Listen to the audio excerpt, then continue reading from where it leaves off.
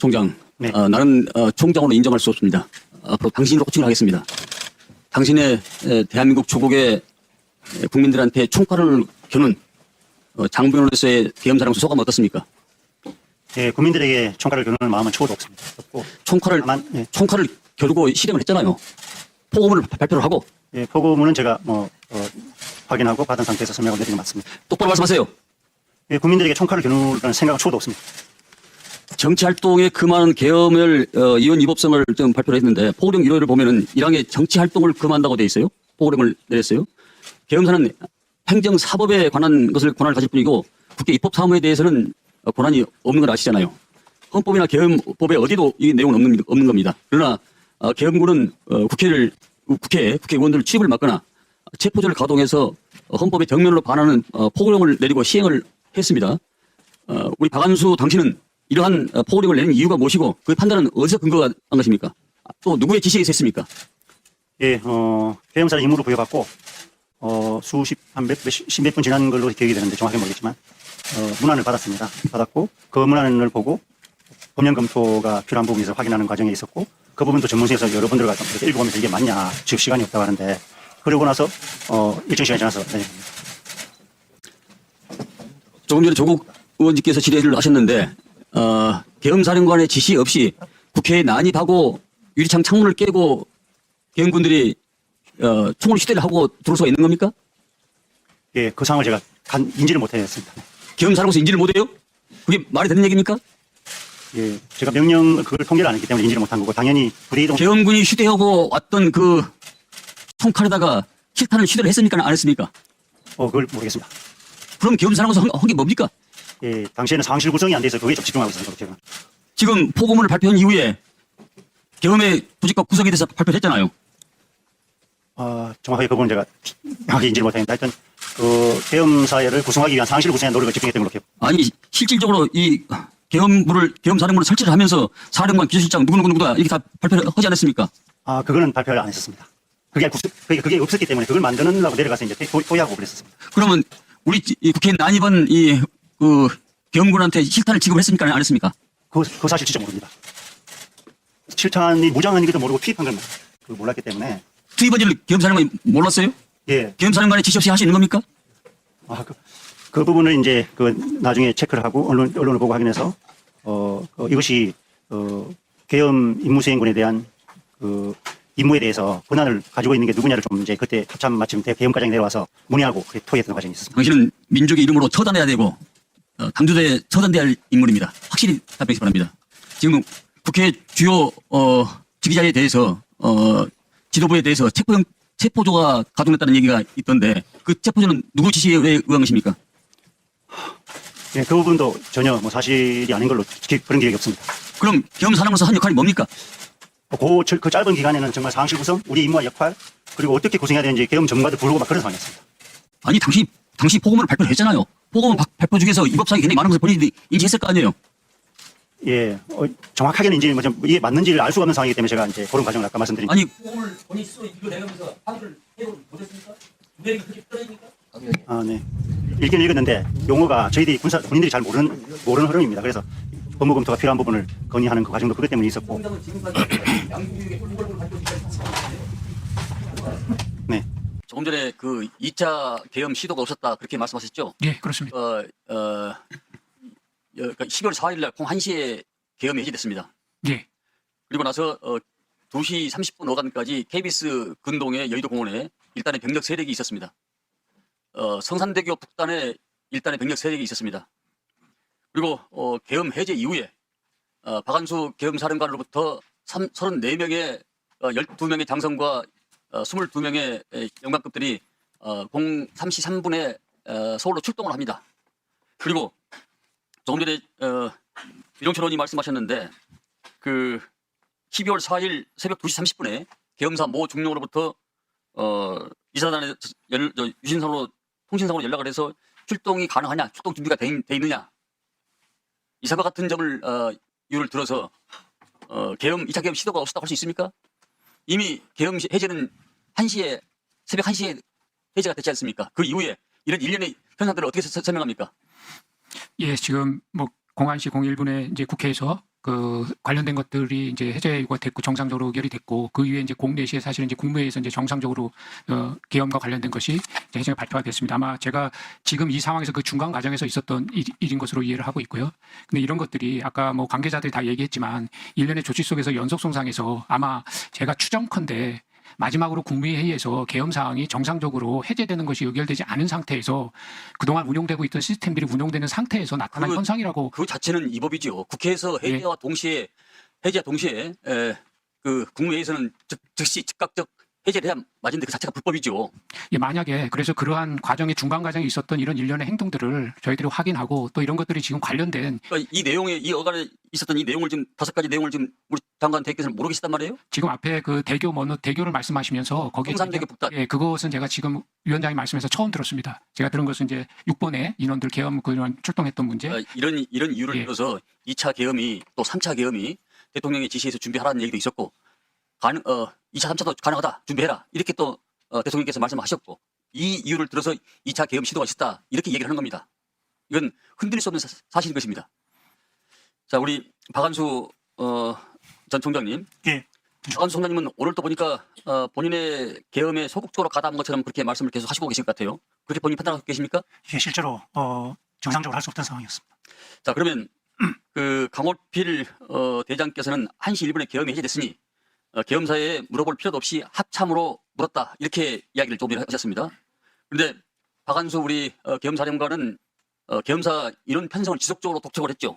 그래서 6번으로 하여금 참모들 장성 12명, 영관급 24명, 22명, 34명의 인원을 준비를 1시 33분경 해가지고 인원들이 집에 가서 어떤 인원들은 자기 와이프하고 언쟁을 하고 가지 마라 가라 또 속옷도 준비하고 나와서 03시 3분에 출발해서 약 30분 후에 다시 6번으로 복귀를 하는 일이 있었잖아요. 이것은 뭘 의미합니까? 그리고 조금 전에 우리 김병주 의원께서 질의하는 과정에서 밝혀진 것처럼 새벽 2시에 수방사 출동 가용 인원을 파악하라고 지시도 내렸지 않습니까? 그거 모르겠습니다. 아니 조금 전에 김병주 의원이 앞에 계시는데 뭘 몰라요? 수방사 파악하라고 한 적. 제가 나중에 다시 말씀드리겠습니다. 예. 그리고 계엄 당시에 권용한 합참 계엄 과장에게 넌 왜 이렇게 일머리가 없냐? 라고 말씀하셨죠. 예, 그렇습니다. 그 이 얘기를 보면은 정말 적극적으로 그 계엄에 관여한 거 아닙니까? 만약에 소극적으로 관여했다면 어떻게 과장 이 중령이나 대령급 정도의 인원으로 보이는데 이 인원한테 이렇게 일머리가 있냐 없냐라는 얘기를 할 수가 있는 거죠? 그 적극적인 가담했기 때문에 이런 얘기를 하신 거 아니겠습니까? 어떻게 생각하십니까? 예, 답변드리겠습니다. 네. 합참 계엄 과장에게 그러한 얘기를 한 것은 상황실을 구성하려는데 아무도 없는 상황이었기 때문에 지난번에 말씀드린 생각을 하고 정말 아무도 없었습니다. 그래서 이렇게 저렇게 물어보고 상황실 구성에 대해서 막 얘기를 하고 있는데 다른 얘기들이 많이 좀 진행되어서 6번이 매뉴얼도 없고 계획도 없고 훈련도 안 하고 있는데 합참 계엄과에서 안 알려주면 누가 아느냐. 일의 순서가 육군본부를 불러오는 것이 우선순위가 아니라 계엄과에서 잘하고 있는 그 매뉴얼이나 이걸 나한테 좀 가져와서 내가 뭘 하는지 좀 알려달라. 일의 우선순위 일머리가 그렇게 없냐 이런 식으로. 자, 첫 번째. 육군 총장 아닙니까? 예. 저는 군 출신도 아닙니다. 그러나 포고령 내용을 보고 이것은 12.12 내용에 그대로 뺏겨 쓴 것이다 라고 판단이 됐는데 사성장군 출신께서 그 내용을 몰았다는 게 말이 됩니까? 네, 죄송합니다. 예? 육군 말이 돼요?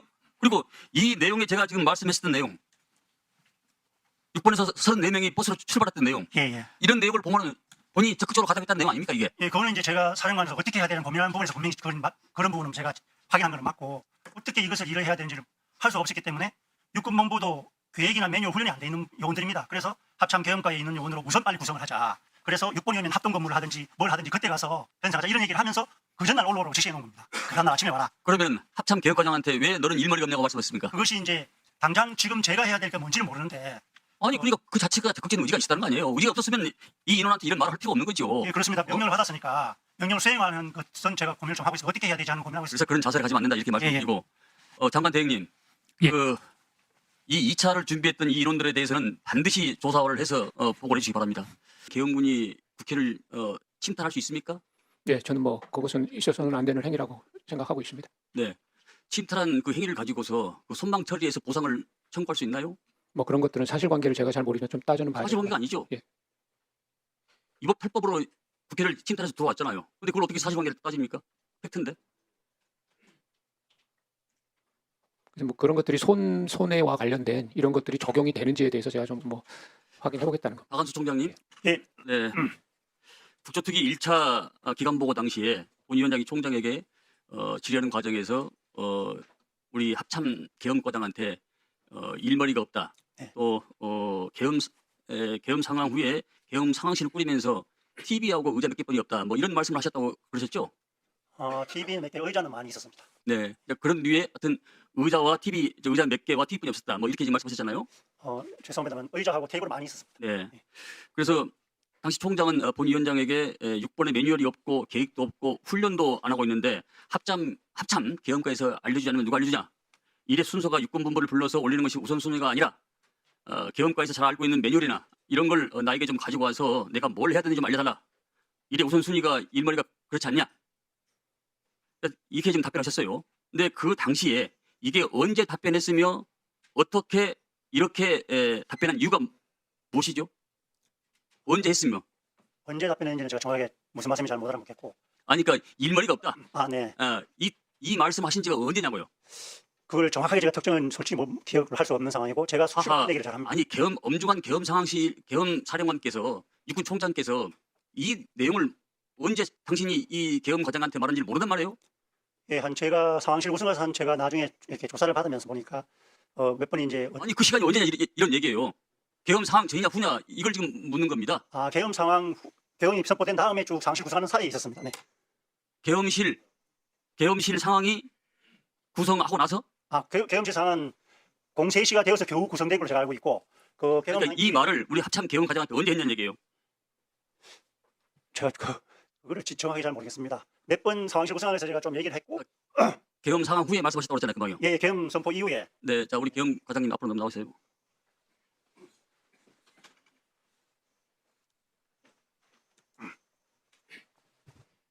네, 전 계엄 과장입니다. 네, 고생 많으십니다. 이 총장께서 답변한 내용이 맞습니까? 군인복무기본법 22조 정직 의무에 따라서 있는 그대로 말씀드리겠습니다. 일단 첫 번째는 계엄이 선포되고 나서 국회에서 계엄이 해제한다는 의결이 되기 전에 계엄 상황실이 제대로 구성되지 않고 한다고 해서 그때 한 번 있었고 또 그 다음에 이어서 국방부 합참을 출입하는 기자들이 들어오지 못하고 있다라는 연락을 경호처로 연락이 갔고 경호처 상황실에서는 이것은 우리의 소관이 아니다. 이것은 계엄사로 문의를 해라 라고 하는 것을 어떤 여군이 와서 그것을 당시에 보고를 하고 제가 그걸 듣고는 합참에 대한 출입 여부에 대해서는 공보실 또는 보안 쪽에 확인을 해야 된다라고 얘기를 하니까 그때도 한번 그 동일한 말을 했었습니다. 그러면서 육군본부의 공보실장과 그 여군이 함께 나가서 그 상황을 조치해라 라고 했었고 세 번째는 01시 01분 그때는 저는 시간은 몰랐습니다. 국회의 계엄 해제 가결 그러니까 의결이 되고 나서 계엄 실무 편람을 펼쳐서 계엄법 11조에 지체 없이 계엄을 해제한다라는 문구를 당시에 앉아있던 정진팔 장군과 이재식 장군 사이에서 설명을 했을 때 그때 또 한 번 그런 말씀을 하셨습니다. 이상입니다. 그러니까 그 시점이 계엄 해제한 이후에 지금 말씀하셨다 그런 얘기 아니에요? 그 말은 계엄 해제가 가결된 그 이후에 그걸 얘기하니까 그렇게 그렇죠. 그러니까 지금까지 총장이 말씀한 내용하고 우리 계엄 사령관이 말씀한 내용은 전혀 상반되고 상이한 내용입니다. 죄송합니다. 저는 그렇게 사실은 방금 듣지는 않았습니다. 아니 총장께서 그만 그러셨잖아요. 이건 계엄 후에 말씀하셨죠. 예, 계엄 후에. 예. 계엄 후에 말씀하신 것은 이 내용의 맥락으로 봤을 때 총장이 2차 계엄을 준비했다 이런 얘기입니다.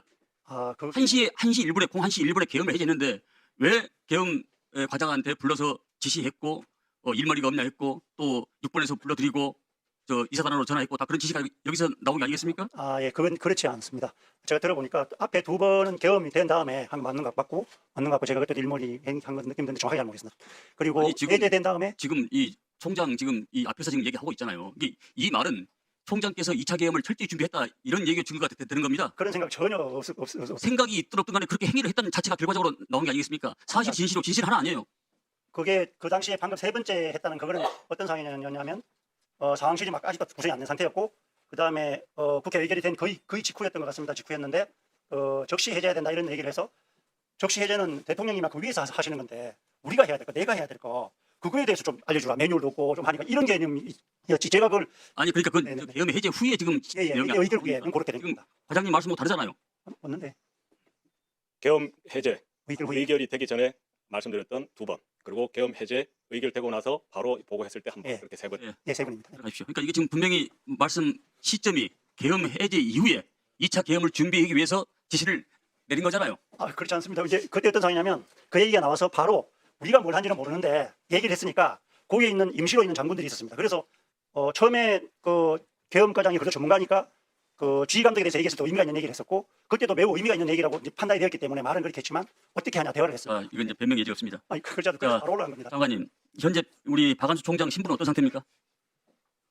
예, 현재는 뭐 보직 개임은 되지 못하고 지금 다른 조치들을 준비하고 있습니다. 3차 청문회 당시에 제가 법률 검토한 결과에 직무대행이 보직회의 심사위원회에 포함되는 것은 적절하지 않다고 그렇게 답변을 했어요. 근데 계속 드러나고 있는 박한수 총장의 이중과 또 소방사 출동 인원 파악, 이사단 출동 준비 문의, 6번 서울행 버스 출발 지시 이런 계엄 해제 후에 취한 행동을 봤을 때 저는 직무대행이 상당히 우리 장관께서 박 총장의 지위를 저는 바로 박탈했나 봅니다. 본연이 이 법률상이 어렵다면 개정을 좀 하고 있기 때문에 법안을 지금 내서 제출하고 있습니다. 장관 대행께서 이 부분에 대해서 관심을 갖고 조속히 통과시킬 수 있도록 각별히 신경을 써주시기 바랍니다. 예, 알겠습니다. 자, 그러면 바로 네 시작. 네, 하십시오. 네. 먼저 합창 계엄과장한테 질의하고 이신속 대응사단장 이진동 검사님, 차장검사님, 네. 오전에 백기련 의원님께서 12.3 비상계엄 당시에 기재부가 예비비를 국정원에 배정했다 이렇게 지금 질문했는데 그 말씀이 좀 깔끔하지 않았어요. 이게 지금 윤석열 대통령이 국군 방첩사에 지원하라라고 지시한 것은 국정원하고 연관성이 있어 보이는데 또 그 뒤에 국정원 특활비는 지금 많으니까 방첩사를 잘 좀 챙겨주라. 이 말의 그 가능성이 수사의 어떤 그 단서가 될 수 있는 요인은 안 됩니까? 이거 제가 보기에는 이 부분도 좀 수사를 해야 될 것 같은데요. 위원장님 지금 말씀하신 것만 갖고는 잘 예. 모르겠습니다. 판단이. 아니 그러니까 비상계엄 당시에 국민의 의결을 거쳐서 왜 기재부가 국정원한테 예비비만 주냐 그런 얘기예요. 이거 상당히 함정 의심이 가잖아요. 그리고 그 뒤에 대통령이 직접 국정원한테 방첩사를 챙겨라고 또 얘기를 했고 연관성이 상당히 있지 않습니까? 근데 왜 이것을 수사를 안 치요? 한번 검토해 보겠습니다. 알겠습니다. 신원식 예. 안보실장님, 예. 24년 3월에 삼청동 안가에서 윤 대통령과 만난 그 만찬 자리에서 비상계엄과 또 비상대권에 대해서 언급을 하셨다고 하셨죠? 대권 표현은 기억이 안 나고 뭐 비상한 조치는 비상대권. 비상한 조치로 기억하고 있는데 하여튼 예. 정확한 워딩은 기억나지 않습니다. 그런 우리- 얘기였습니다. 예. 당시 우리 신원식 장관께서는 이에 대한 그 반대 의사를 표명했다고 하셨고 또 그 자리에 참석한 다른 분들은 반대 의사를 표명한 분이 안 계십니까? 일테면은 김영원 처장님, 조태용 원장님, 여인영 반체사령관이 참석했는데 우리 신 장관 외에 다른 분들은 이에 대해서 어떤 의사 표현을 한 적이 없습니까? 제가 그거를 적절치 않다고 말씀드렸고 아마 제 의견에 제 기억으로 조태용 원장은 동의를 해서 말씀하셨고 그러고 난 뒤에 대통령께서 다른 화제로 옮겨가서 여전 사령관과 김용현 처장은 특별히 답변하지 않은 것으로 제가 기억하고 있습니다.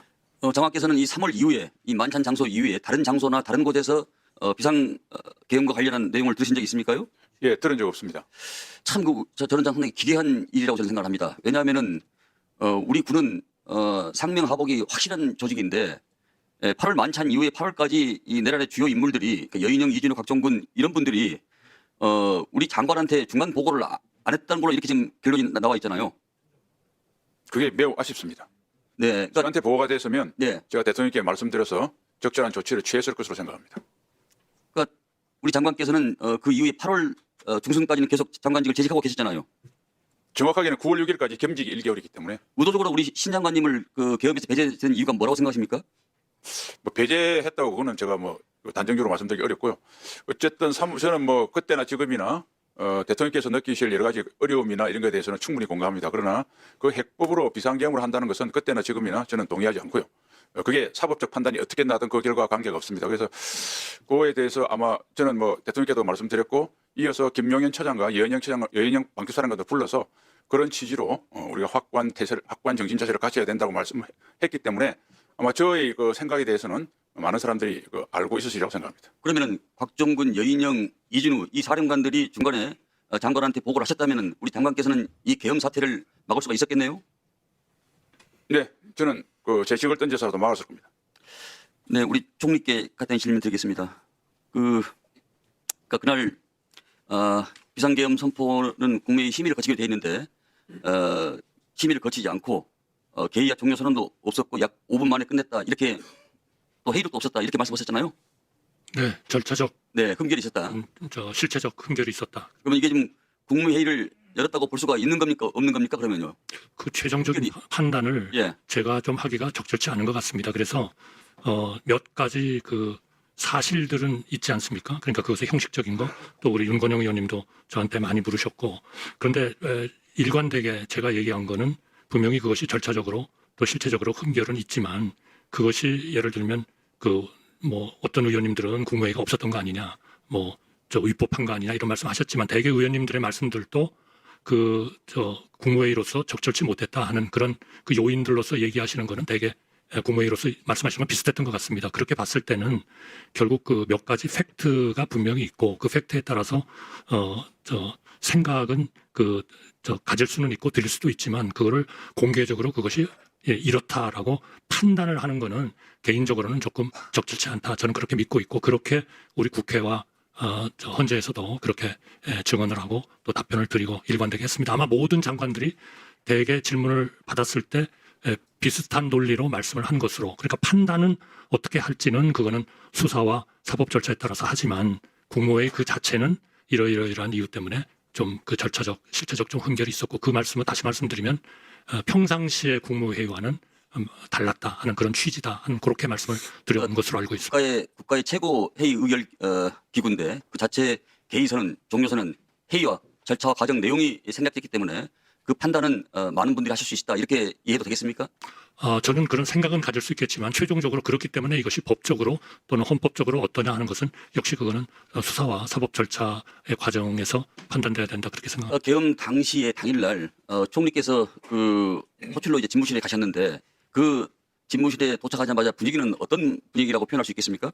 뭐 무엇 때문에 부르시는지는 모르고 갔습니다만, 그 말씀을 들었을 때는 그 다음부터는 저는 뭐 솔직히 말씀드리면 경황이 없었다. 어떻게든 대통령께서 좀 딴 판단을 하시도록 해야 되겠다. 그래서 제가 장관님들을 좀 모아서 의견을 들으셔야 된다 한 것은, 제가 그것을 그 모든 것을 돕도록 했다면 그거는 제가 그 절차를 제대로 밟고 안건도 제대로 만들고 이렇게 했어야 됐겠죠. 그러나 국무위원들을 모아서 대통령께 이러한 그 계엄이라는 이런 것이 얼마나 우리 국가에 큰 영향을 미칠 수 있는지, 그렇기 때문에 이거를 하시지 않아야 된다 하는 쪽으로 말씀을 하도록 하려는 그런 의도를 가지고 그렇게 국무위원들에게 국무위원들을 모아서 의견을 들어보셔야 된다 그렇게 말씀드렸고, 물론 제가 추가로 누구를 부르고 어떤 시간에 왔고 하는 것은 제가 뭐 전혀 기억도 안 나고 파악이 안 됩니다만, 기본적인 취지는 대통령의 그런 생각을 조금이라도 바꾸려고 노력을 했다. 그러나 결과적으로는 그러한 그 생각을 바꾸시도록 하는 데는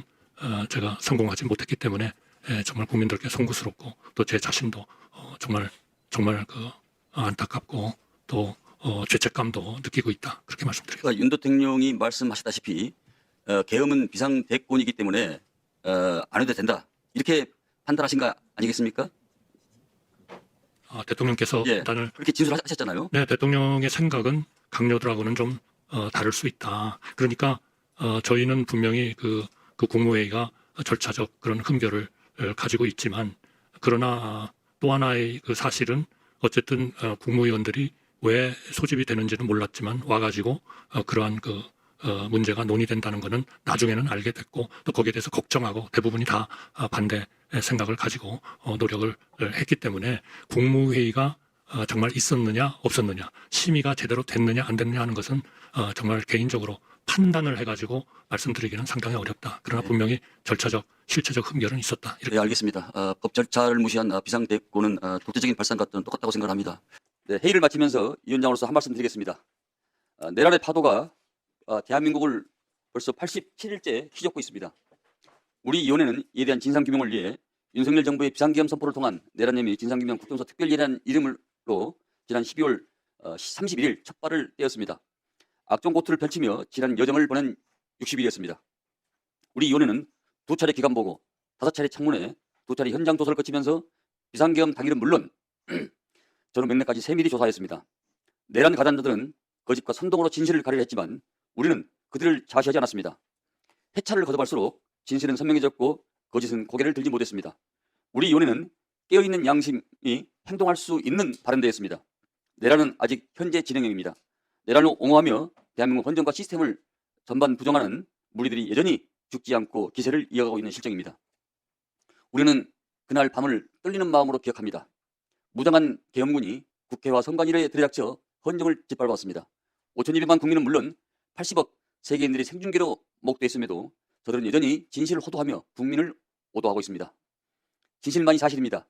참된 사실만이 온전히 진실로 남기 위해서는 오염된 권력의 방해를 극복해야 합니다. 그러나 윤석열 대통령과 그 동조 세력은 거짓과 선동으로 사실을 왜곡하고 진실마저 흔들고 있습니다. 이는 민주주의를 오염시키는 것입니다. 허무맹랑한 음모론, 계몽령이나 경고성 개헌 같은 해괴한 배변은 우리의 소중한 민주주의를 해치고 공동체 신뢰를 무너뜨리는 치명적인 독극물입니다. 이를 바로잡기 위해서 여야를 방문한 국회의원과 공직자들은 부단한 노력과 국민들의 끊이지 않는 관심이 앞으로도 필요합니다. 앞으로 지속적인 노력과 관심을 당부 말씀드립니다. 존경하는 국민 여러분, 우리는 다음의 과제는 더럽혀진 제복의 명예를 되살리는 일입니다. 군인과 경찰은 오직 사명감 하나로 국가와 국민을 위해서 평생을 바치는 이들입니다. 12.3 내란이 남긴 가장 큰 비극 중 하나는 또다시 국민의 군대와 경찰을 권력의 사회물로 전락시키는 것입니다. 다시는 시민이 권력의 도구로 이용돼서는 안 됩니다. 국회는 이 오명이 반복되지 않도록 철저히 제도를 정비해야 합니다. 소극적 저항, 양심선언 등 다양한 형태로 내란을 저지한 찬 군인과 경찰이 트라우마를 딛고 계속 고객에 복무할 수 있도록 국민 여러분께서 관용을 베풀어 주기 바랍니다. 그러나 내란에 적극 참여, 책임을 회피를 위한 진술 번복, 그리고 거짓을 반복한 자들은 분명히 있습니다. 이들은 단 1분 1초도 공직에 발을 붙일 수 없도록 엄단해야 할 것입니다. 국민을 눈앞에서 우롱하고 탐욕에 빠져 내란의 부역과 은폐에 가담한 부역자에 대해서는 국민과 역사가 무관용의 철퇴를 내릴 것입니다. 반드시 그럴 것입니다. 존경하는 국민 여러분, 대한민국은 혼란의 속에서도 중심을 되찾고 있습니다.